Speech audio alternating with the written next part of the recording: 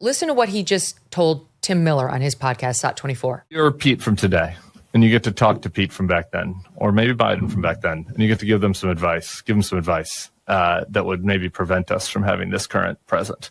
What do you think y'all should have done differently? One, for the love of God, figure out a way to get the schools open sooner. We got very knee-jerk about this, and the costs were not just politically, but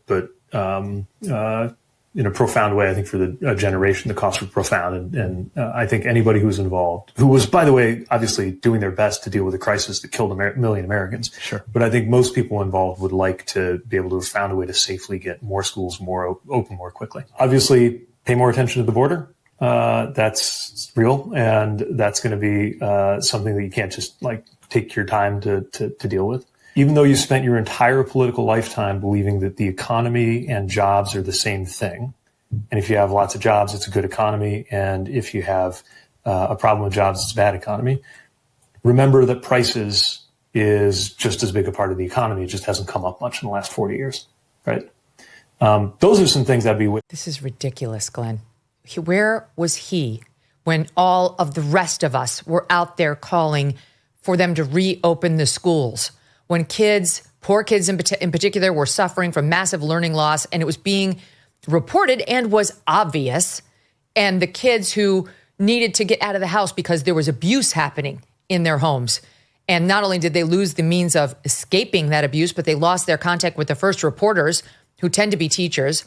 Where was he then? We look back, all we could find was one tweet, September 7th, 2020. To restore our economy, to fully and safely reopen schools, to move on with our lives, we have to first get this virus under control. That starts with electing Joe Biden. That's it. His husband, Chasten, went and gave an interview with Time in July of 2020, talking about how there's already a flight risk of teachers fleeing the profession. I don't want to see teachers leaving the profession on gurneys, and went on from there. So these two, he and his husband, were not out there calling for schools to open, as many of us were, very vocally. But now he wants to be like Jake Tapper. Like, I understood, now I'm the voice of reason. They should have been reopened. So these are more lies. Yeah, it reminded me of the Jake Tapper epiphany, where he woke up and said, "Hey, sometimes governments lie," and Pete Buttigieg woke up and said, "Hey, you can have a lot of jobs, but if inflation is spiraling out of control, that might be a thing you're supposed to pay attention to." Oh, really?